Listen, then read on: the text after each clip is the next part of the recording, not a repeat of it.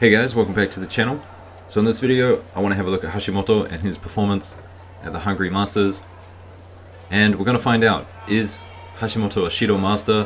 What exactly is he doing? Why is he always in front of everyone on the Shido scoreboard? Might be a little bit of a boring video, to be honest. I wasn't too excited to make it myself, but I thought I'd just have a look, figure it out, because he's definitely doing something right, given the current rule set. So I mean, if you're here for the Ippons, this might not be the video for you. I think there's one Ippon in this entire video, and it was Ario too. But we're just going to have a look, go through the matches, see the Shidos, and see what he's doing. So this is the first match against Sendoche. And Hashimoto putting in some good attacks early. It was an Uchimata attempt. This one here, definitely enough to warrant not a drop down.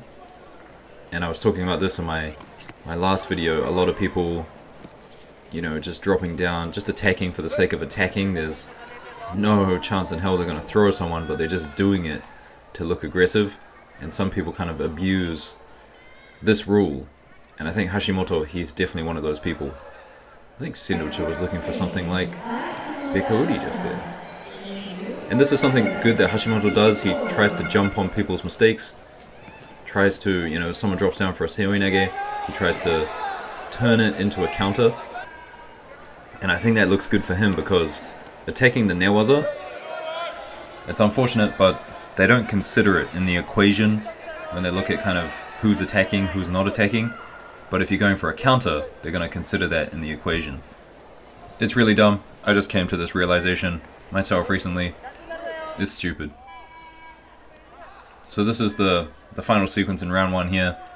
Unfortunately, Sendoche gets done for bear hugging, which is another dumb rule. I think this was perfectly fine. And he was putting some good pressure on Hashimoto. So, the two things I've noticed so far. 1, he's good to jump on people, try to look for a counter. And 2, rarely does he go in for a throw that looks like a false attack. Actually, I was looking at some of the Shidos that he's gotten, and rarely is it for a false attack. So we're into round 2 now. And speaking of false attacks, I mean, Hashimoto puts in several attacks in this sequence, and I just think, like this one here, I mean, why doesn't he get a false attack for that? I mean, he had a good Seoinage attempt at the beginning of the round, but that one was clear. And then there's more after this as well. I mean, the only reason why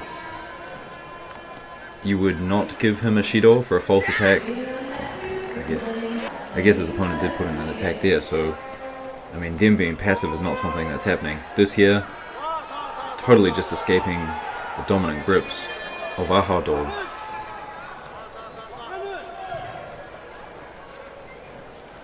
I mean, that there, definite false attack by me.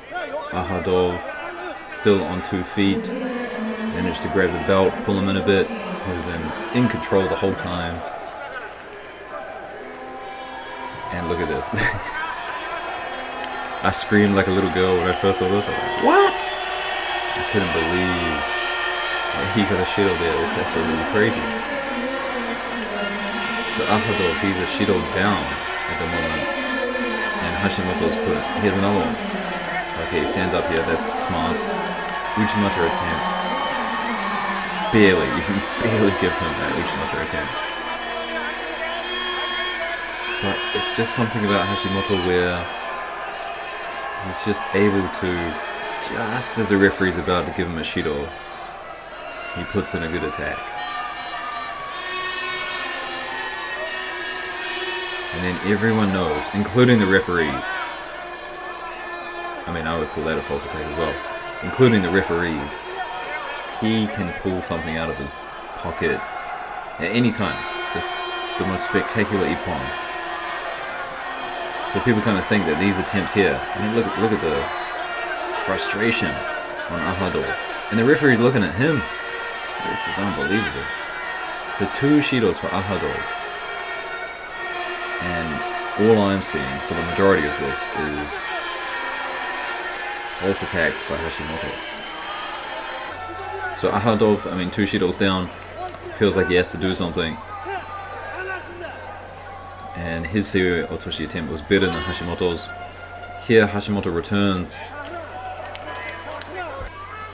And here in this sequence, I mean, this is what I was talking about. Hashimoto just pulling it out. Defends the Ochigari and then just puts Ahadov off balance, pushes him out of the tatami. I mean, the sequence looks really good for Hashimoto. Next sequence here. Hashimoto with the grips. Seoinage attempt. I mean, Ahadov went down to his knees. You can see the frustration again. He just wants to go. He just wants to. Okay, breaking the grip there. Yep. 100%. Ahadov definitely right. And I gotta say, guys, if you were here with me 6 minutes into this video about Hashimoto Shidos, I mean, well, I think some of us are just crazy about this sport. It's ridiculous. Dissecting Shidos. So Ahadov, I mean, I don't agree with the scoreboard. I think Hashimoto should have more Shidos. But he does have to do something. He should have jumped in 10 times by now. Come on. Show me a one-sided technique. Okay, so Hashimoto, he's gone to a knee. He's gone to a knee, which is a better Seoi Otoshi than some of the attempts that Hashimoto had. And I'm just letting this run. I'm not cutting this up at this moment. The AJF, they're probably gonna demonetize this video because I'm using too much footage, but I mean, we're 7 minutes in now. We're just gonna let it run. Alright, what do you guys think of this one? Tomoe-nage attempt, Ahadov on 2 feet, defends it well. Referee does a good job, lets it run.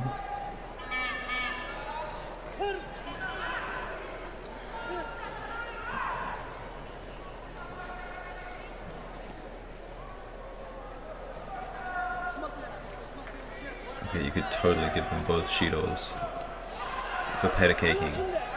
Now that Kataguruma attempt, I mean, Ahadov's doing better now than what he was doing at the beginning of the round. And that to me is a false attack. If you defend a Seoinage with your hips and your knees, that's a false attack. Okay, we'll give him that one. Better. Better.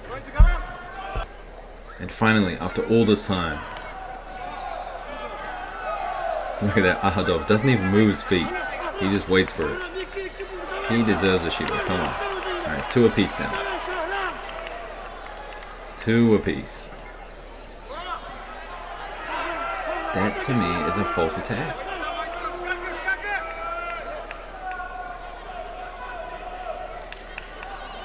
But I understand why the rules are like they are. This one here, this is a good attack.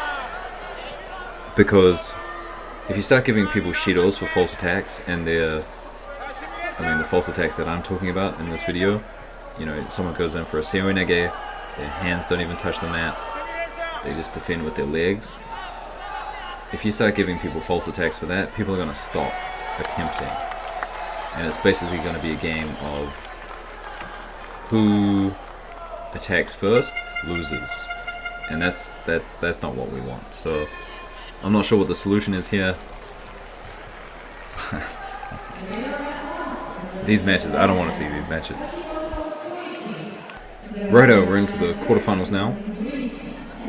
Against Jakova from Kosovo.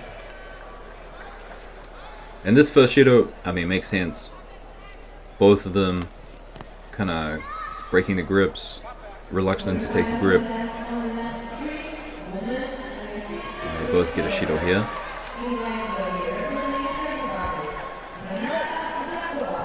And here's a Shido now. So after this, we've got a succession of attacks. This one here, I mean, Hashimoto loses balance, goes to the floor, good attack. Uchimata attempt here. I think that was defended and that was a false attack. And this one here, definite good attack. Took his opponent to the ground. Now, going back to the point about shidos and false attacks. Now, I mean, I think they should redesign the whole thing. Just do a complete overhaul. Why not? I think a shido, instead of giving a shido to someone, it should be some kind of positive for the other person.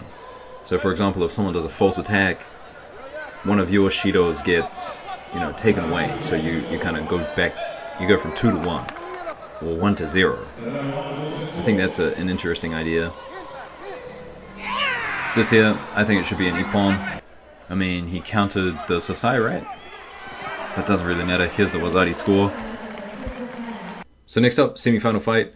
And while I'm on the topic of ideas, what else to do for the shidos, one other thing I had an idea of is, I mean, a lot of people they just lose a match because the time runs out.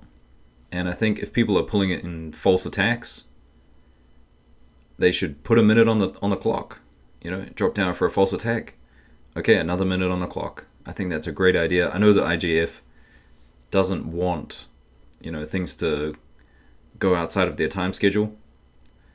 And this sequence here, beautiful defense by Hashimoto. Always defensively aware. But there's got to be a rule set where, it's short, the best judoka wins, and they win by a throw. That's the ideal situation. Hashimoto sold it well there, the false attack, and then jumped on this one. Right into the final now. And interesting beginning. I mean, Hashimoto put in an attack here, but after this it was just a lot of gripping, and they both ended up getting shidos for it. And you see Hashimoto looking for that sleeve. He probably has the most interesting sleeve grip in judo.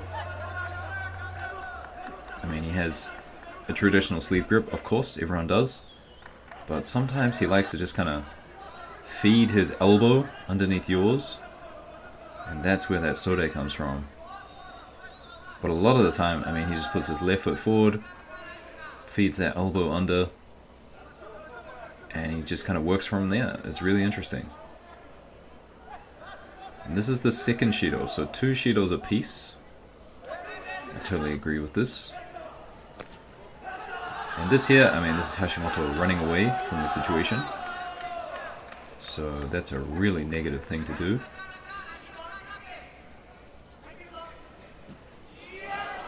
Good attack. And then here, another good attack. Which doesn't look good for white. But then this sequence here, I mean, I'm not sure I totally agree with it. So both taking a grip here. And then Hashimoto, a little bit of Ashiwaza. And then this throw. I mean, that's just a drop down in my opinion. He should totally get a shido for a drop down in my opinion. They give the third shido to white. So what do you think, guys? Hashimoto, bit of a shido master. He's good at making things look like real attacks when they're really false attacks. And I think there's a problem with the rule set. And he probably should be losing a little bit more. Anyway, guys, I'll see you in the next one. Peace.